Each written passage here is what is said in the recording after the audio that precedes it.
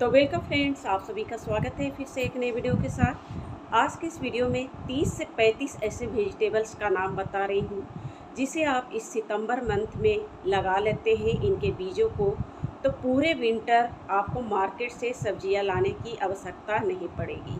अगर आप के पास जगह है या फिर ज़मीन में जगह है, कहीं भी जगह है, तो आप इनके बीजों को लगा लें। इनमें से कुछ बीज आपको खरीदने की आवश्यकता पड़ेगी और कुछ बीज आप सभी के किचन में अवेलेबल हैं। जैसे कि कुछ दिन पहले ही मैं वीडियो डाली हूँ, करीब 2 दिन पहले 5 पत्तेदार हरी लीफी वेजिटेबल्स साग जो आप किचन से बिल्कुल ग्रो कर सकते हैं, और वो साग हेल्थ की दृष्टि से भी बेनिफिट है। और उन सागों को बिल्कुल कहीं से उनके बीज को लाने की आवश्यकता नहीं पड़ेगी, बल्कि किचन से आप निकाल कर उनके बीजों से माध्यम से आप ग्रो कर सकते हैं वो सभी सागों को।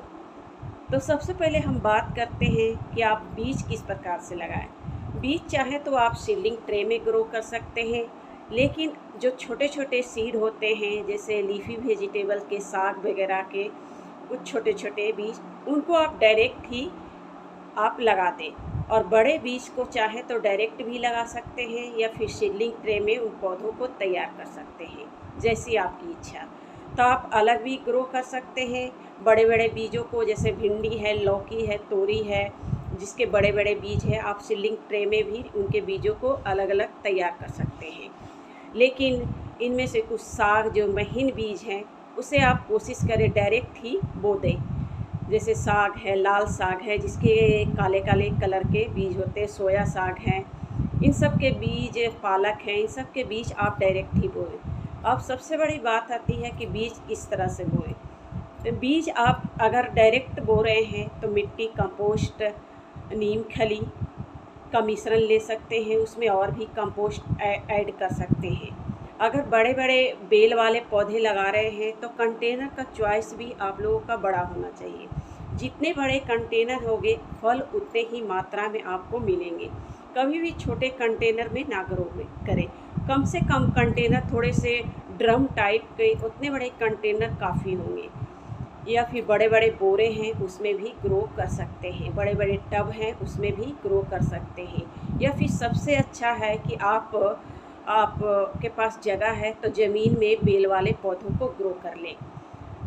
और जैसे साग वगैरह है, आप 10 इंच के, 14 इंच के गमले में ग्रो कर सकते हैं। 10 इंच के गमले काफ़ी होंगे ग्रो करने के लिए, साग पालक वगैरह ग्रो करने के लिए।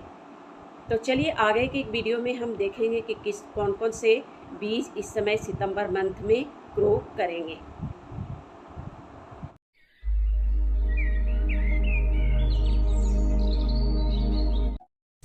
तो ये देखिए फ्रेंड्स, कुछ ऐसे वेजिटेबल प्लांट जिसके मैं सीड ले रखी हूँ, और कुछ ऐसे प्लांट को आप आसानी से किचन से निकाल कर ग्रो कर सकते हैं। इनमें से ये टोमेटोज, गार्लिक, जिंजर, चिल्ली और ओनियन जो आप सभी के किचन में अवेलेबल है। यानी कि इन चीज़ों के माध्यम से tomato plant, ginger plant, garlic plant, आप चिली प्लांट और ओनियन प्लांट को आसानी से ग्रो कर सकते हैं। तो ये देखिए कुछ और विंटर वेजिटेबल सीड। तो चलिए मैं एक एक करके सभी का नाम बताती हूँ। सबसे पहले कुछ लीफी वेजिटेबल का नाम बताती हूँ। ये देखिए फ्रेंड्स, आप लाल साग को भी इस समय ग्रो कर सकते हैं। इसके सीड छोटे छोटे काले आप देख सकते हैं, एक सीड मेरे निकले हुए हैं, बिल्कुल छोटे छोटे काले सीड होते हैं। और ये सोया साग को भी आप इस समय ग्रो कर सकते हैं। इसके सीड आप देख सकते हैं, बिल्कुल जीरे के जैसे होते हैं। और ये देखिए, ये है पोई साग। आप इस समय पोई साग को भी आसानी से ग्रो कर सकते हैं। इसके सीड बिल्कुल मस्टर्ड, काले मस्टर्ड जैसे होते हैं, ये सरसों के दाने जैसे आप देख सकते हैं।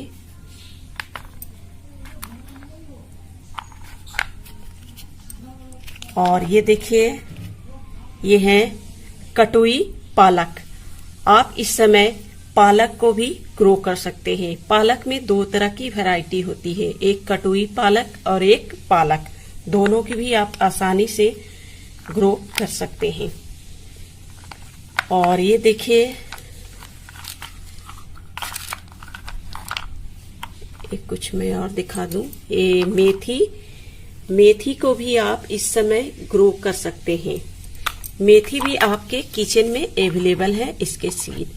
और ये देखिए सरसों के भी आप इस समय ग्रो कर सकते हैं, सरसों के साग। और ये देखिए फ्रेंड्स, ये लोबिया है, लोबिया को भी आप इस समय ग्रो कर सकते हैं। और ये लौकी के सीड है, लौकी के सीड भी आप इस समय ग्रो कर सकते हैं। और ये इसके अलावा आप करेले के बीज भी लगा सकते हैं, तोरी के लगा सकते हैं। इसे भी आप इस समय जमीन में जैसे ग्रो होने वाले पौधे, मूली लगा सकते हैं, गाजर लगा सकते हैं, शलजम लगा सकते हैं, बीट रूट लगा सकते हैं। ऐसे कुछ ऐसे पौधे जो आप आसानी से अपने घर पर ही निकाल कर उन पौधों को ग्रो कर सकते हैं। तो फटाफट से अगर आपने अभी तक इन सारे सीडों को नहीं खरीदे हैं तो ख़रीद लें। और आने वाले वीडियो में कुछ पौधों को ग्रो करने के लिए भी बताऊंगी कि किस प्रकार से बिल्कुल आप बिना बीज खरीदे ही इन पौधों को ग्रो कर सकते हैं। तो मिलते हैं फिर नेक्स्ट वीडियो पर, तब तक के लिए धन्यवाद।